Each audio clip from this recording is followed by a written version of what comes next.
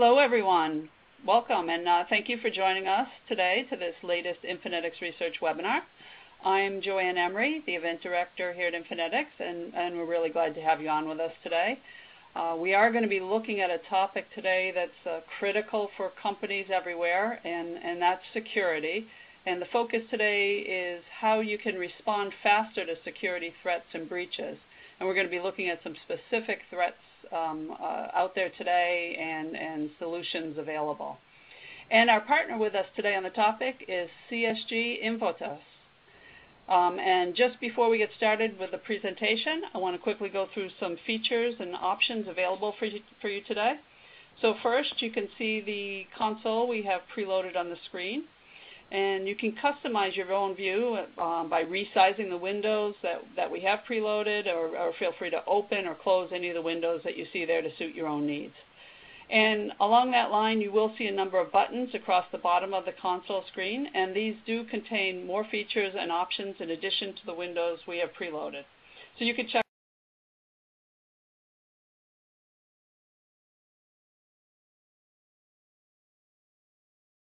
those out during the webinar. One specific area I'm going to call out is that resource list button, and this is the one that looks like a file folder. So this is where you can find the downloadable version of the slide deck from today's presentation. We also have a special Infonetics report there for you, the title of Reducing the Security Threat Window. And there's a white paper on the topic, and that's on automated threat response, and that's from CSG Invotas as well. All this information can be downloaded and taken away after the session.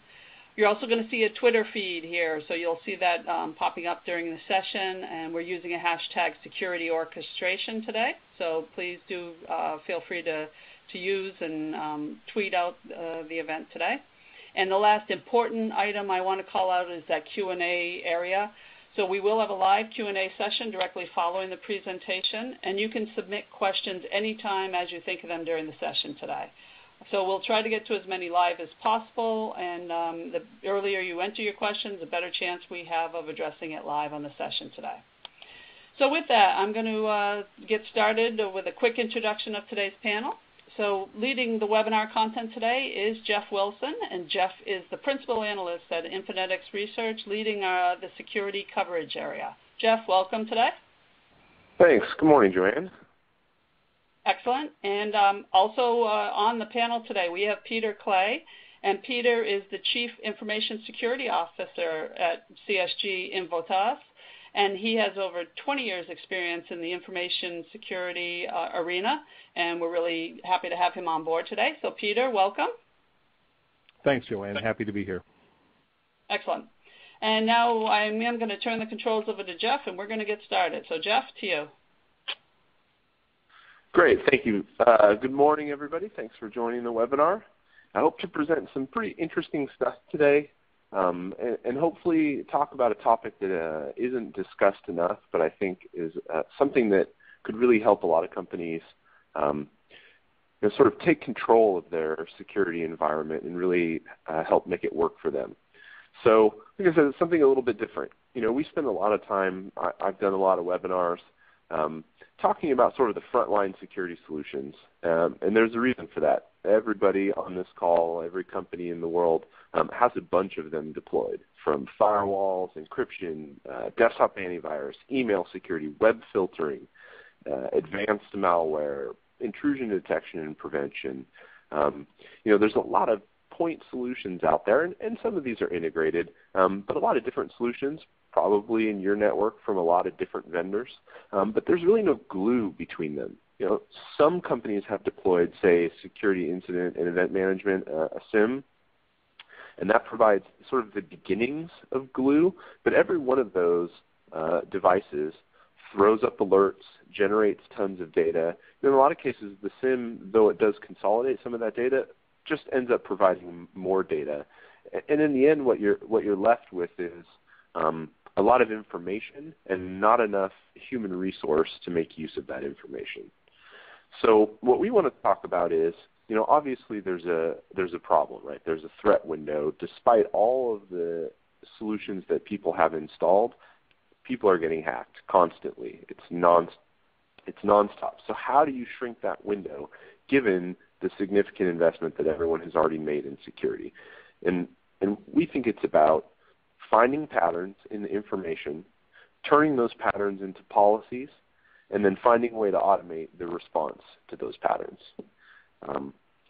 So that's what really we're going to cover today. But first I need, it's a security webinar, so I have to start out by attempting to scare you as much as possible, although I don't think I can do anywhere near as good of a job as the mainstream news, but I'll take a shot. Security is top of mind everywhere.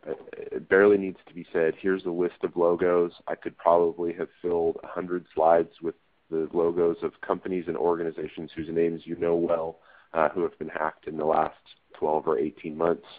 By some counts, there were over 2,000 breaches in 2013 that exposed nearly 1 billion records. The number is about 830 million individual records exposed in 2013. So everyone's conscious and aware that there's a problem. Then on the other side, we have increasing regulatory pressure depending on your industry. We're all aware that there's state-sponsored hacking, politically motivated hacking, to the point now that cyber in the U.S. is a DoD domain for protection like air, land, and sea. Air, land, sea, and cyber is now what the DoD watches from a military standpoint. So we can't really escape hearing about, understanding that it is a problem. What's interesting about it is that the frequency of attacks, the complexity of attacks, and the effects of the attacks are all growing.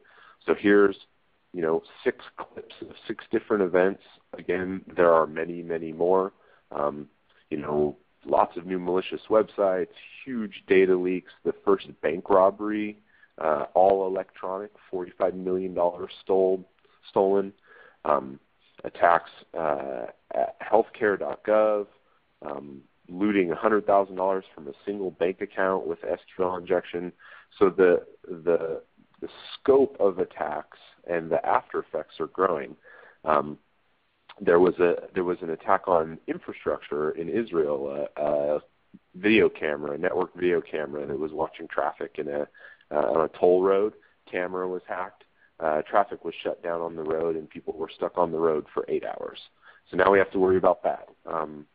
We have automated campaigns going after websites, hacking websites, because websites have faster internet connection and more power, so that hackers can then launch even larger attacks using a network of websites instead of a network of personal computers. The Sony breach, right? This was a few years ago. We'll talk about it in more detail later. Did major brand damage that, years and years later, Sony is still trying to recover from, and direct losses to the tune of about $200 million. And if you're at RSA, one piece of news that was floating around at the end of February is that on the black market, out of nowhere, 360 million new credentials appeared. No one knew where they came from. They were from breaches that probably haven't even been disclosed yet. And then in addition to those credentials, there were 1.5 billion email addresses listed at roughly the same time. So just massive stores of personal information showing up. And from a protection standpoint, most companies are doing a lot. And, this isn't to belittle anyone's effort or investment because they're significant, but it's hard work. And most companies still take a fairly traditional approach to security. It's a defensive approach. It assumes a perimeter, attacks from the outside in, mitigating risk, sort of dependent on a general awareness of attack methodologies, but those methodologies are changing so fast. And that's the real thing that's going on here is hackers are rapidly adapting to our techniques. So they do things like infiltrate using a trusted partner. And it can't be emphasized enough how much this happens. In fact, most of the major breaches over the last year were the result of use of legitimate credentials that were stolen. So it's not that someone snuck in from the outside, it's that someone stole the keys and used them improperly. And this is a problem that's very difficult to stop. We have people creating designer malware using social networking and social engineering, continuing to exploit zero-day vulnerabilities, and using accepted communications channels like port 80 to exfiltrate data. So they're adapting to techniques, and they're evolving, and our techniques aren't adapting quickly enough. And it's not just that the attacks are changing, that the hackers are getting smarter, that they have more resources. It's also that networks are changing, and really business dynamics are changing significantly. We're in a world now where we're rapidly moving towards 1 trillion connected objects. Businesses that absolutely rely on public social networks that are under constant attack and used as a vector. We're making this major transition from computing with a big box that sits on your desk or a heavy laptop to walking around with powerful computers that do everything a desktop or laptop can do in your pocket 24 hours a day, always connected. We're allowing people to bring their own IT into a corporate environment, which means we're relinquishing control of that IT. And we're also transforming the basic nature of IT itself with initiatives like cloud and virtualization. This is all going on totally separate from the fact that the attacking techniques are improving and hackers are finding ways to generate more revenue. So you have the sort of perfect storm of opportunity to steal information.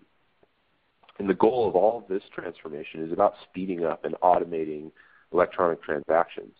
So in the end, I think that needs to be the goal for security as well. So I said, companies are making investments in security. This is an excerpt from a survey that we did on IT security priorities among enterprise companies in North America. This was 100 enterprises. We asked them in an open-ended questions what their top 3 networking initiatives were. Despite the press about cloud and virtualization and all the hoopla around that, the number one, once we categorized all their responses, the number one investment priority was security. And I suspect, I'd be curious, but I suspect for most people on the phone, if it's not the first priority, it's in the top 3. And I rattled off that list of technologies at the top of the presentation. In another survey where we were focusing specifically on security, we asked about investment plans and a bunch of different frontline security, attack mitigation platforms. And for the most part, over the next year, respondents are increasing their investment in most of those frontline technologies. So increased investments in web security, in DLP, firewall, client software, access control. For a lot of companies, the spend on the point solutions continues to grow every year.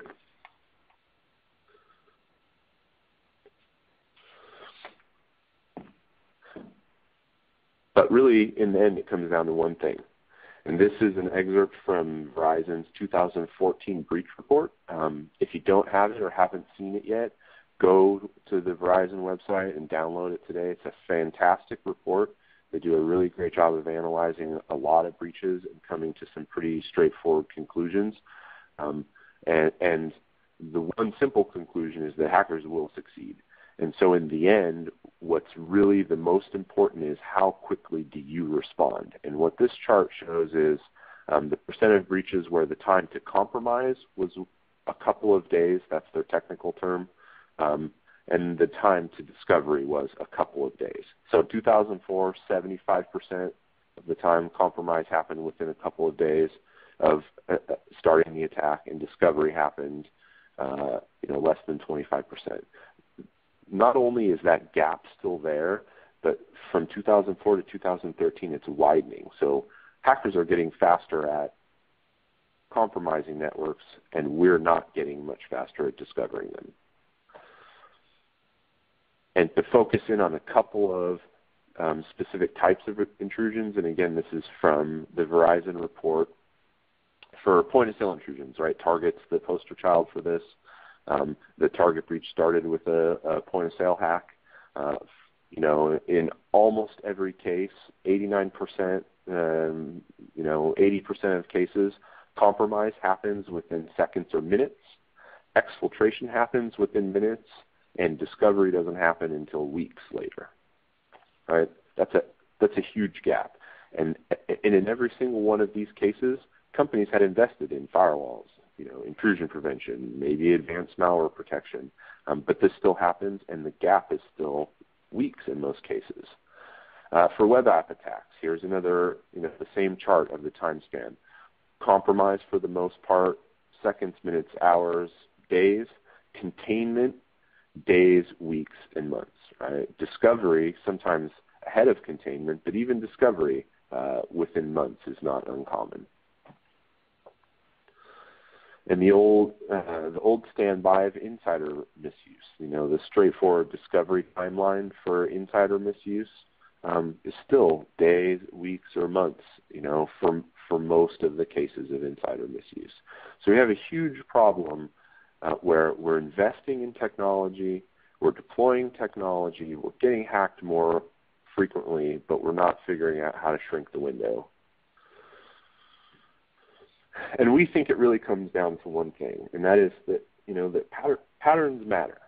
And I said this up front: 92% of the incidents that Verizon has analyzed in the last 10 years can be described by really just 9 basic patterns, right?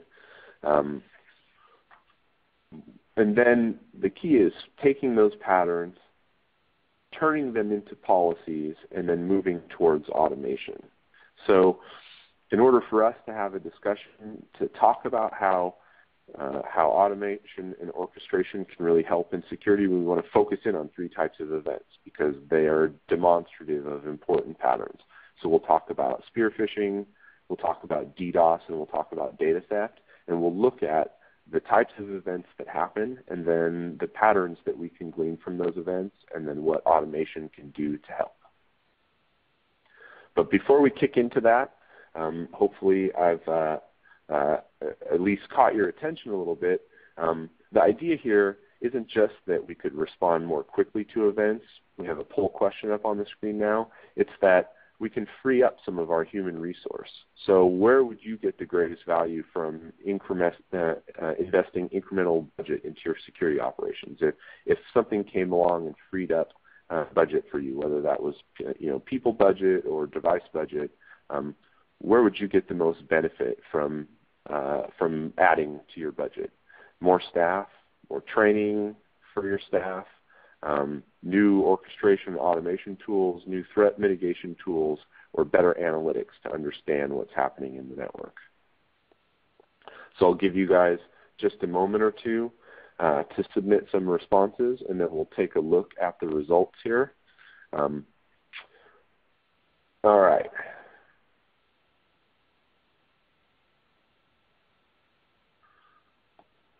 All right, so what it seems like here is that, or I feel bad, a little bit bad for all of the threat mitigation vendors, although they're not doing poorly.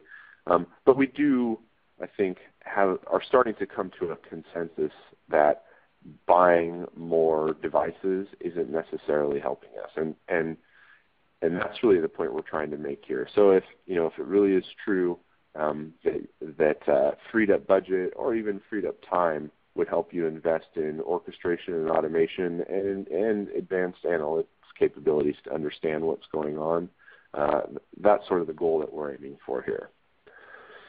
All right, so moving into our first specific area that we're going to talk about, that is spear phishing. Again, we start with the scare tactics and end with the information.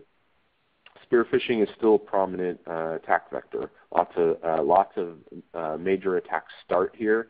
We'll just look quickly back over the last 4 years or so, starting in 2011 with the Epsilon breach. And, Epsilon was basically a storehouse for direct email mailings, tons and tons of email addresses for lots and lots of major companies that everyone uses, banks, loyalty programs, etc. The spear phishing attack using online greeting card sites, There was prior warning. Nothing was done about it. And the funniest thing about Epsilon is that it's spear phishing begets spear phishing, right? What they got out of Epsilon was tons of targeted email addresses with personal information correlated so that they could then launch a lot more spear phishing attacks. And a lot of the spear phishing attacks that have gone on since 2011 are a result of the data gathered from the Epsilon breach. 2012, this is probably one that you haven't heard of, but we have a natural gas pipeline network in the United States. It's a network of all the different natural gas services, and there was an attack that was discovered by the ICS arm of CERT, several breaches as a result of spear phishing, and nobody knows what the motivation was. Could have been intelligence gathering, could have been for economic advantage, looking at competitive data from different natural gas companies, could have been to get access to the network for sabotage purposes. The breaches were discovered eventually, and still no one knows exactly what the reason was. Moving into 2013, the Associated Press, one journalist is hacked. One tweet is sent from that journalist's account, happens to be a tweet saying that there was an explosion at the White House, and S&P 500 lost $136.5 billion in value after that tweet went out. So, massive damaging effects from one single event. And then this year, right, lots of newsworthy events, and there's something to still keep in mind that in the spear phishing world, attackers still take advantage of current events. Hackers leverage the disappearance of Malaysian Airlines Flight 370, launched 8 or more campaigns specifically based on the disappearance, targeting governments in Asia Pacific and a prominent U.S. think tank. So spear phishing is by far not a solved problem. What's old is new again. All it takes is one interesting event in order to generate a new campaign. Targets and motivations vary significantly. All of these huge data breaches that we've seen over the last few years have produced lots of easy phishing targets, lots of related information on individuals that can be used to target people very easily. And phishing attacks are often the tip of the spear. They're very rarely the end attack in themselves. And total protection is really hard to come by, right? You have to identify the attacks, you have to block them, you have to stop exfiltration, and there's a very human element to dealing with spear phishing that is very difficult to manage. From the Verizon report this year, 78% of cyber espionage attacks started with spear phishing. And a phishing campaign of 10 messages can have a 90% success rate.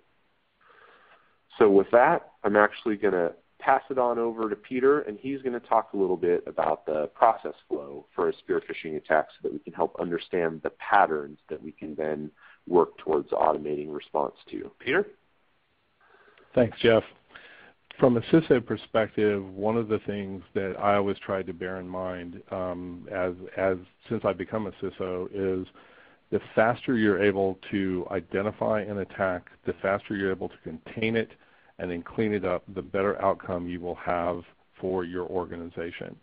That's held true whether I was consulting to an organization that had been the victim of a significant security incident or with the CISO organizations that I've run since then.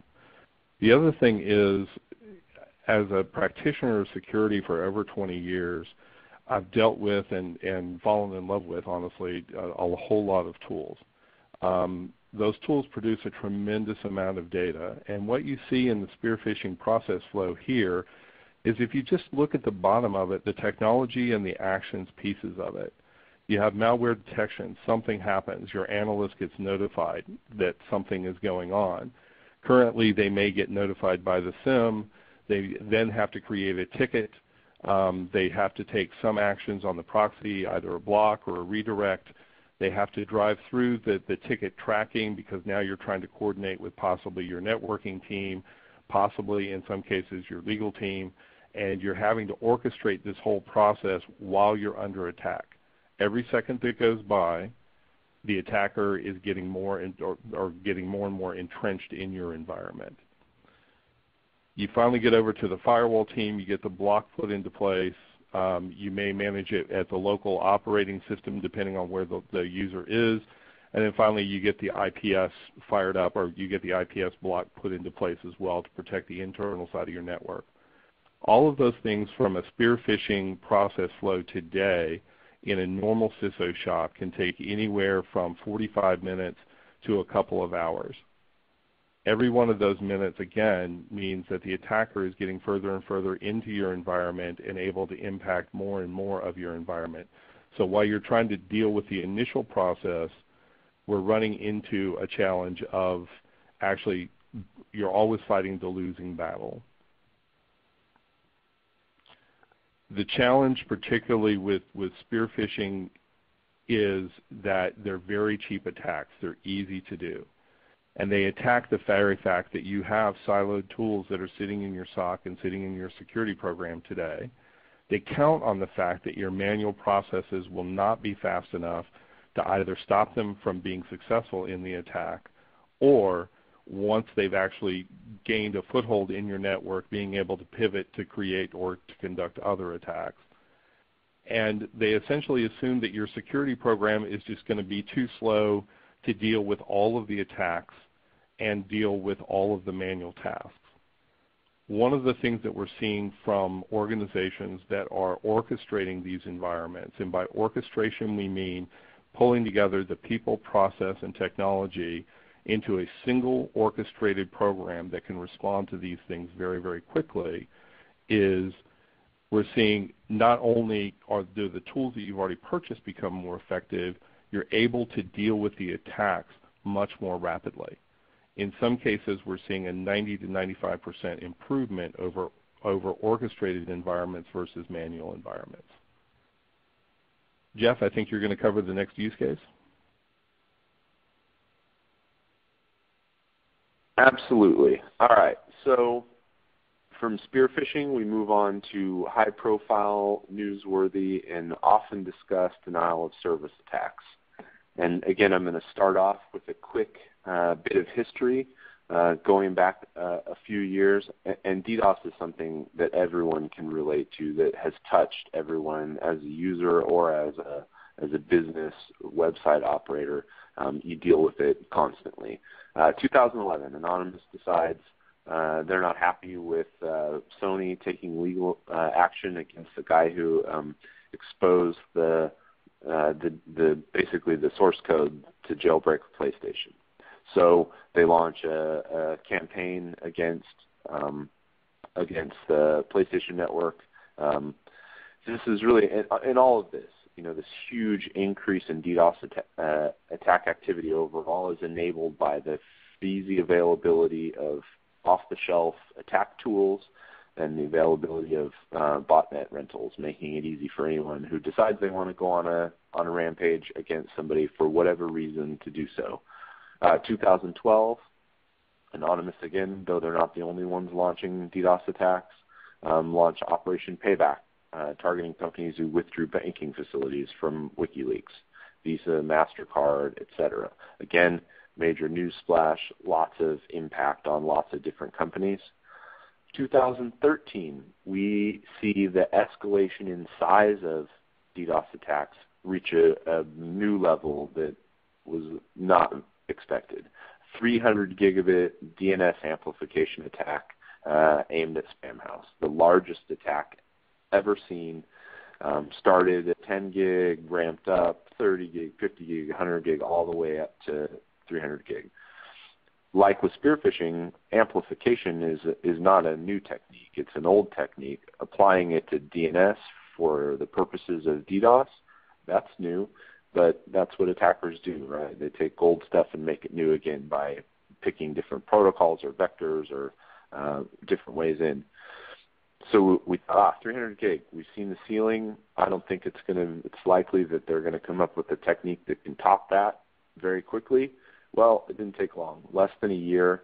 The spring of this year, a 400 gig, and it was again another amplification attack. Someone was clearly inspired by the use of amplification, this time applied to not DNS but NTP, the Network Time Protocol, generates a 400 gig amplification attack. So we have easy to launch attacks, growing in speed, and really growing in complexity as well.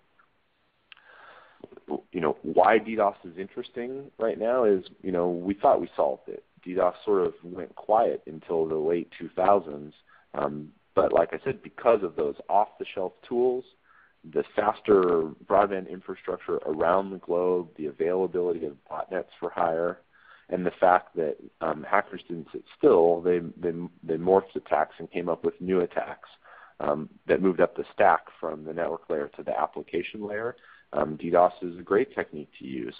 And DDoS mitigation solutions are costly, whether you're buying a hosted mitigation solution from a cloud provider or whether you are buying an on-premise solution, a hardware or software solution to deploy on your own premise. They're not cheap. And it's, again, as we saw with spear phishing, it's not just DDoS for the sake of DDoS. DDoS is now being used as a distraction tool, masking other breaches.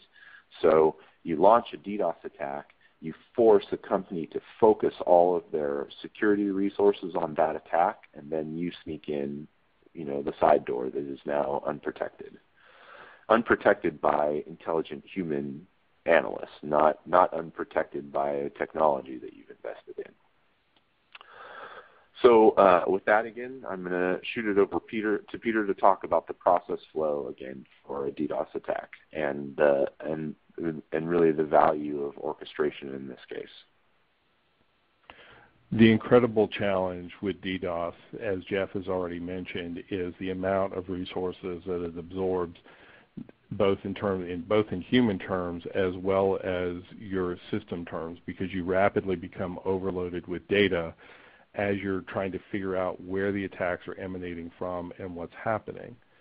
Additionally, if you think about it from the terms of a people process technology standpoint, you have an additional layer of complexity with DDoS that you may not necessarily have with some of the other attacks that we're talking about, in that you almost always have to organize external parties to your organization to effectively manage the DDoS attack. That always takes time and just imposes some time constraints that maybe other attacks don't, which is why it's so successful. When you start looking at simply the technology piece of it, you may get the alerts that you're under a DOS attack from a lot of different places. It may be as simple as users going, I can't get to whatever service is actively being blocked. But it may be coming from your proxy, your firewall, your server load, whatever. You may get those notifications from a lot of different locations. So it's coming into your SOC from maybe an unusual point that you hadn't quite planned for, because these attacks are morphing over time. Your SIEM gets pulled into it. You begin to maybe collect the traffic just so you can identify the locus of attack, because until you can really figure out where it's coming from to try to turn it off and to block it, your environment's going to remain under attack.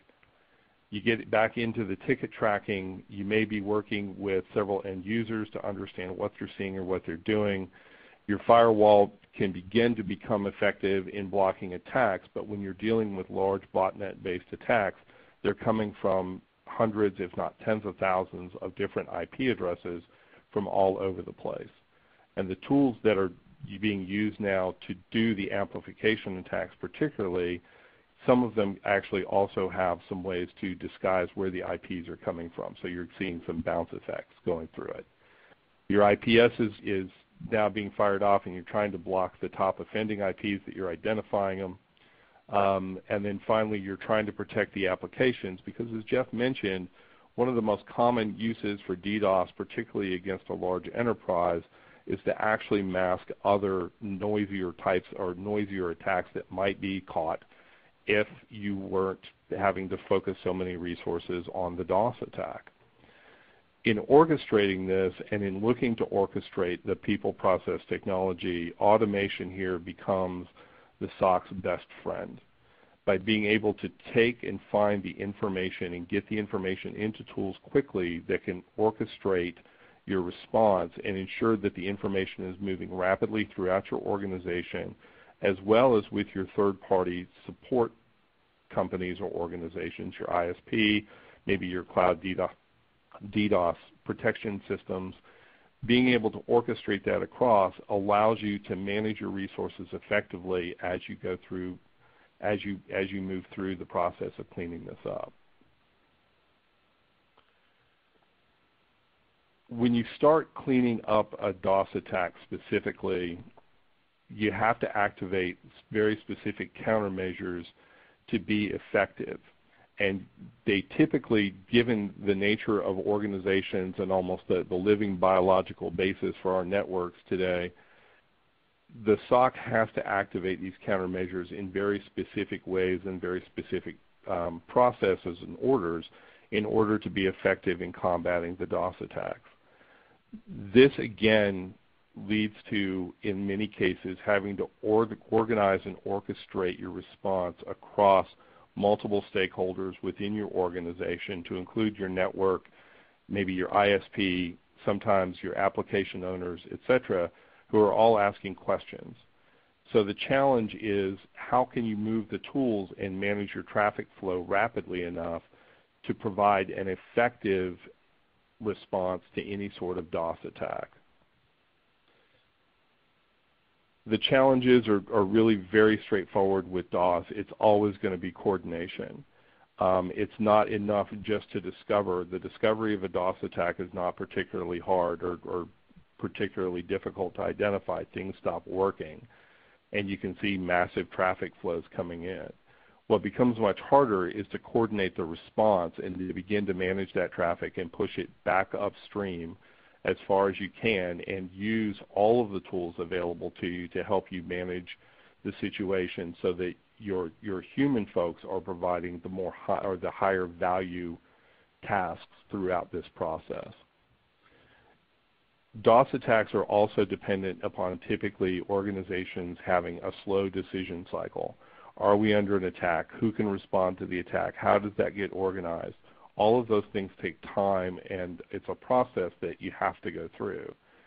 Being able to, being in a position to enable the SOC to begin to respond as soon as a DOS attack is identified allows you to, first of all, pull all of your tools so that they're working together, allows you to begin to actually automate your cyber playbook and put into action all of those things that you've spent planning, whether you're doing FISMA or NIST or ISO or FedRAMP, whatever.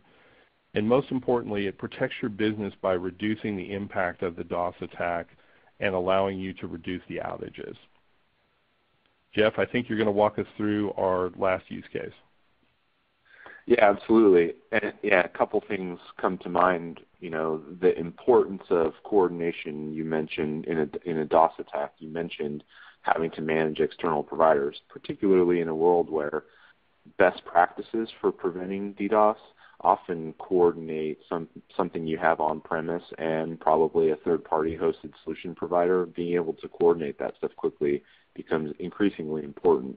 And then, like you said, freeing up resources, not just to more effectively deal with the DOS attack, but to possibly even discover the attack that's running underneath the DOS attack becomes absolutely critical. All right, so moving on to the granddaddy of all of these attacks, you know, data theft. And what most companies are really worried about most is losing critical data, whether that's intellectual property or customer information increasingly. This is where, you know, the real problems show up. And what we see here is that data theft is really part of an attack cycle that includes some of the other things that we've already talked about. 2011, the theft at Epsilon started with the spear phishing attack. 2011, the PlayStation Network attack, as we already talked about, which stole a bunch of customer records, started with the DDoS attack. So all of these things are interrelated, and so having siloed solutions can protect you and help you respond to the spear phishing attack or the DDoS attack, but not the life cycle of it, which is the spear phishing that begets another attack, or the DDoS that begets data theft. 2012, Zappos, this is major brands that everyone knows and uses. Zappos, trusted online brand, global payments, huge payment processing companies, hit hard to the tune of 24 million user accounts at Zappos and 1.5 million credit card numbers at global payments. 2013, we've been beating on Target a little bit. They sort of put themselves in the position to become a poster child, and the Target attack is particularly interesting because it really very clearly shows the importance of that window. So, when Target was attacked, the network was first breached on November 12th. Attackers started testing the malware on the point-of-sale system between the 15th and the 28th of November, and by the 30th of November, the malware was fully installed, and they started to install the exfiltration programs. At that point, on November 30th, there was a FireEye. They had FireEye, so they had the latest, most advanced frontline defense, advanced malware protection, a sandboxing product. FireEye triggered an alert, as did their Symantec client software solution. So multiple alerts triggered on November 30th. On the 2nd of December, they actually upgraded the exfiltration malware. Guess they found some bugs they needed to fix. More FireEye alerts triggered. So we're from a network breach on 11/12. It's December 2nd. They've already upgraded their software, and multiple alerts have acknowledged to have been triggered at Target. It wasn't until December 12th that the Department of Justice notified Target. The 15th that Target confirmed the breach and removed most of the malware. So we're at a month from network breach to confirmation of breach and stopping the exfiltration, even though there were multiple alerts triggered along the way. So what do we do about that, right?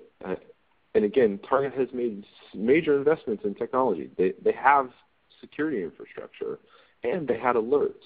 So what is the missing link? And that's really what we're talking about here, something that coordinates our infrastructure and then works towards automating responses to common events. 2014 hasn't stopped yet. eBay, highest profile data theft to date. eBay asked every single user to change their passwords, and we're still sorting through figuring out exactly what happened. So, like I said, in 2013, over 2,000 breaches exposed over 800,000 records. 800 million records. Some breaches yielded data that can be used or monetized, while others set up new attacks. Most thefts are the result of improper use of legitimate credentials. It's very difficult to identify and stop because you need context, which means correlating information from multiple systems to say, yeah, that's the right credential, but it's not coming from the right location, or whatever context clues could tell you that it was being used improperly. Parts of the threat are being identified, but it's very difficult to paint a full picture of the attack and then respond quickly to events once they're flagged and correlated. So with that, I'm going to pass it over to Peter to talk again about the process flow for our final attack type. Peter? Thanks, Jeff. Data theft is probably one of the greatest challenges that you will ever face as a CISO, particularly when you're holding either your client's data or your company has immensely valuable IP, because it can happen in so many different ways. It's almost impossible to plan for every possible threat and every possible vector that this can strike. So the challenge really becomes not only being able to understand all of the massive data that your tools and sensors are telling you and begin to truly understand what's normal and what isn't within your organization, but also truly be able to focus and almost run a point-and-shoot type of response, if you will, where you can orchestrate a lot of different tools on the fly. Because the challenge becomes you don't know necessarily who's doing it or possibly all the data that they've had access to. So when you start looking at the proxy logs and pulling together things, again, from the proxy logs through the SIMs the CMDB, going through the ticketing, and getting into the account management pieces of it. And this list could actually go on for probably 6 or 8 different slides for all the places you would need to check and look. Being able to automate and orchestrate portions of that actually overcomes the fact that it's going to take time to work through this, because at least you can probably, with orchestration and automation, at least you can probably stop what's happening before it gets any worse, which is always your first order of business with a security incident.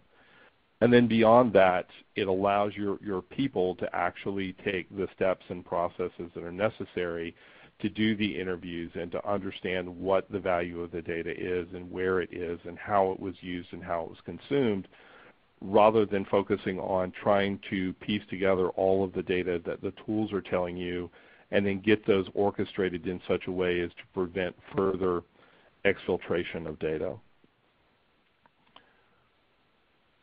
As we've talked about with data theft, the challenges are very, very straightforward. The ability to detect it before the data is gone and out and either damaging your organization or you've lost control of a valuable asset. One of the things that, or one of the experiences very early on in my career is I had a chance to ask a CEO of a Fortune 50 company what they thought about information security and how much thought in their day did they put towards information security, and this was probably 15, 18 years ago. And the answer was very trenchant. It came back and said, I didn't think about it at all until I lost $1 billion of IP, and now I think about it every day. We have to, as security professionals, we have to help our executive teams understand the importance and the challenges of what we're facing on an ongoing basis. And that's really where and how we're positioning the Invotas solution. Our focus is on automating and orchestrating your security program and your security tools, and we're doing this with a number of clients now. We look to particularly integrate your existing security infrastructure, which in executive speak means unlock the return on investment for all the tools that you've already bought and that you're currently paying for. Digitize your cyber playbook. One of the things as a federal information security practitioner for years now was the act of writing a security plan, and the point I've always made is it doesn't actually help you secure your system very much. It seems to make the auditors pretty happy, but doesn't really do a lot to actually protect your system. Being able to translate that into specific actions and a specific focus on taking data in and then turning that into actions that can protect your environment at the speed of an attack seems to, at least to me and to us, a much better approach and a much more efficient use of your resources. Finally, it synchronizes the large-scale changes with analyst oversight, so we're not talking about taking the human out of the loop. We're talking about enabling the human, the SOC analyst, to be able to call the play that's appropriate to the data that they see. It doesn't mean that you have to block everything immediately. It may mean that you need to route something. It may mean that you need to increase your alert. It may need that you simply need to create a ticket so it can be tracked by the multiple groups. All of those things are relatively manual, low-value things that your SOC analyst can do today. By being able to put together automation and orchestration across your environment, you're actually going to find that you're able to redeploy people to spend more time analyzing the information, which hopefully helps you close down that loop of detection that we talked about earlier on, and allows you to actually orchestrate across your environment so you're not spending time sending somebody simply from screen to screen to screen.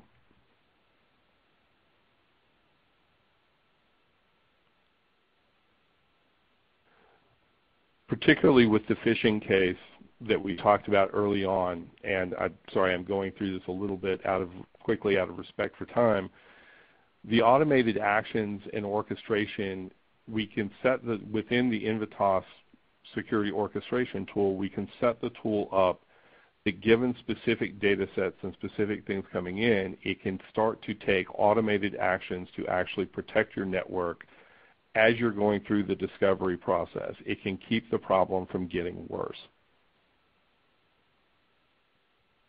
The pre-planned actions give your SOC administrators a set of actions that essentially allow them, once they've done the analysis and once they understand what's actually happening, they can then begin to choose from a menu of pre-planned plays or options that will allow them to address the situation as quickly as possible. And then finally, we have what are called custom actions, or the point and shoot. When your SOC analyst, when there's a significant and heavy attack going on and your cyber playbook has not covered every possible eventuality, what we're trying to do is to provide your SOC or your response team the ability to create means on the fly to effectively respond to that particular attack and that particular challenge. Jeff, I'll hand it back to you for the conclusion. Great, thanks a lot. And at this point, I want to remind everybody on the line that we will be taking questions after wrap up and a little bit of housekeeping. So make sure and submit your questions through the interface, and then we'll save the last 5 to 10 minutes to talk through some of those questions. All right, so just to wrap up real quickly, I'm not going to say anything new here. I think we've presented a lot of good information. So, we live in an increasingly hostile electronic world. Things that we know for sure are hackers continue to innovate. The threats are becoming bigger, faster, more complex. And the effects of those attacks are getting bigger. And breaches will happen despite the investments that everyone has made in mitigation infrastructure. We have made those investments. Everyone on every page, every logo I've shown of companies that were subject to a massive breach had huge investments in security. So decreasing the time that it takes to discover and effectively respond to events is an area where most organizations, and really us as an industry, can make significant improvements in limiting the damage done, if not outright stopping it. So with that, I'm going to pass it back to Joanne quickly for a little bit of housekeeping, and then we'll move on to Q&A. Yep. Thanks, Jeff, for really good discussion, a lot of good information there.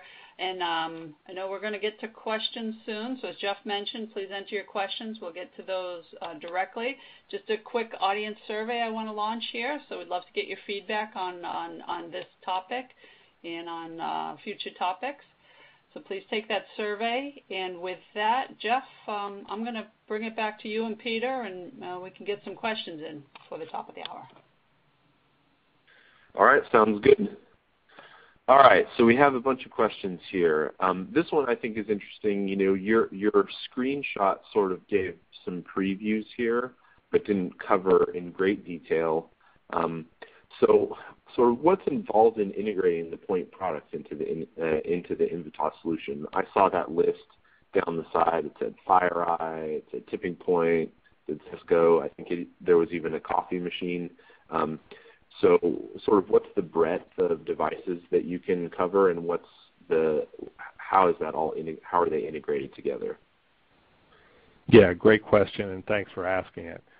The tool is integrated via the use of connectors for the various products and tools to allow the SOC analyst the ability to work with those tools and to orchestrate responses across the entire breadth of what the tool can do.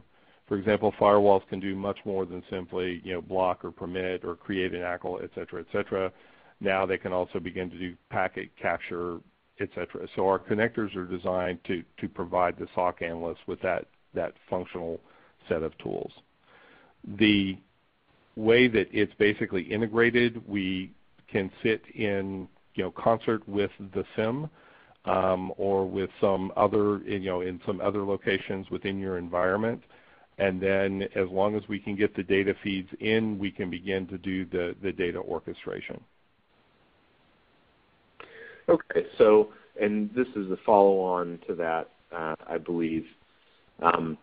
So you have the point products in place already. There's no change that needs to be made to those point products in order to connect them. That's all handled by the CSG solution, or is there configuration changes required to your firewall or your IPS or whatever other device you're integrating into the solution? No, there are no changes that we're looking for your current environment. It's more an addition to your environment rather than making changes or replacing things, because in 20 years of doing this as an information security professional, we talk about siloed tools, but typically they all have a place and they all need to be there as part of an orchestrated response. So our approach is to actually interact with them via the connectors. In some cases we have accounts. In some cases we interact with them directly at a command line level, and we can produce the orchestration that way. Gotcha. Okay. Yeah, I think that we have a couple people here sort of trying to get to, and so maybe you can just talk about what's the deployment process like in order to get to, orchestration and ultimately automation up and running. Our process is pretty straightforward and is very focused on delivering value to the organization all the way through. We start with a cyber playbook review, which essentially allows us to come in and look at your operations and your organization in terms of, first of all, what you're doing today. Second of all, how manual is it, and where can we look to automate and orchestrate various aspects of it to provide you with more resources, more time, et cetera, back. And then we provide that report back to you and sit down with you and collaboratively go through and say, this is where we think we can provide the best value, this is where we think we can start, and these are the best use cases where we think we'll get you the most bang for the buck.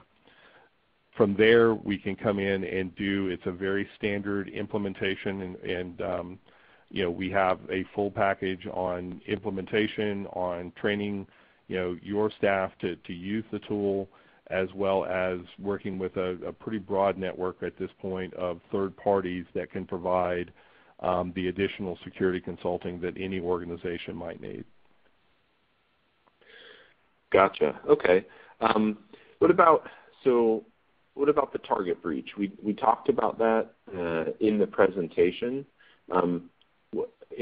Obviously we weren't there, you weren't there, but knowing that there were multiple alerts from things like FireEye and Symantec, what could your solution specifically have done in that event? And not to say that if you were there it wouldn't have happened, but in a situation like that where there's an intrusion, 2 alerts are come up, but then nothing happens after that. In virtually any of the cases that we listed, not just Target, but even the other names that were on the slides, what we see and what we know with automation and orchestration is your SOC analysts simply do not have time to go through all the masses of data. No matter how far down we've abstracted it, you still can't investigate 50 or 100 individual cases a day. So in every single organization, things are being left on the floor, or maybe not being investigated as thoroughly as possible, or maybe not being correlated by the humans that are involved in trying to skip from screen to screen to screen to keep track of what's threatening their environment today. What automation and orchestration actually does for you is allows you to take the basic protective responses and put those in place, so when you get an alert, maybe it's not necessarily to block, but it's definitely to quarantine or to ensure that the prioritization of the alert is increased within the tool. So there's a lot of different things in virtually every case that we've talked about today that automation and orchestration can actually support. And even when you see things, for example, in the federal government now, there's a massive movement going on right now around continuous monitoring of environments.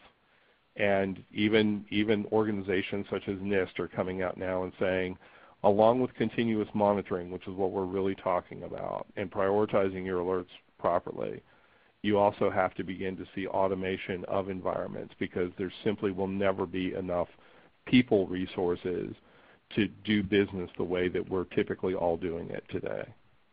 Did that answer your question, Jeff? Yeah, I think so. And one final question here. If a company is looking to adopt or deploy orchestration, what do you think is the biggest challenge? Because you mentioned people, processes, and technology. The biggest challenges that we're seeing today with organizations is when we do cyber playbook reviews, is we discover the shadow IT that maybe people didn't know were out there and operating on their network. So possibly the biggest challenge that organizations, particularly SOCs, have today is, we're helping them discover and we're helping them figure out what they didn't know before. So initially, their already stretched resources may seem like they have to become more stretched. With all of the plethora of things that are going around the enterprise purchasing process, cloud environments, various tools that people now can use to transfer information in and out, various tools that people can use to post and present information to clients all over the place. All of those things people don't necessarily account for in their current security model, sometimes because they simply don't have the resources to look at all of that, and other times because they genuinely didn't know they weren't as tied into what the business was doing and how it was functioning as they maybe could have been. And so the cyber playbook review begins to drive that value from the very beginning by at least letting them know what the total addressable space that they need to cover is. Gotcha. All right, great. Well, that wraps up our Q&A. With that, I'm just going to pass it back to, I'd like to thank everybody for being here today and pass it back to Joanne to wrap up with the last couple of items. Joanne? Yeah, great, Jeff and Peter. And yes, thank you. Thanks, everyone, for attending today. And we especially want to thank Peter and CSG Invotas. It was great to have this information. I think we had a lot of information here. So we hope you enjoyed the session. And as a reminder, the webinar will be available shortly on demand, so you can come back and view the information again or share it with colleagues that you think would be of interest. And we'd love to invite you back on more Infonetics events. You can link in and see upcoming topics, and we do hope to see you back again. So thanks, everyone. Thank you for attending, and hope to see you again. Bye-bye.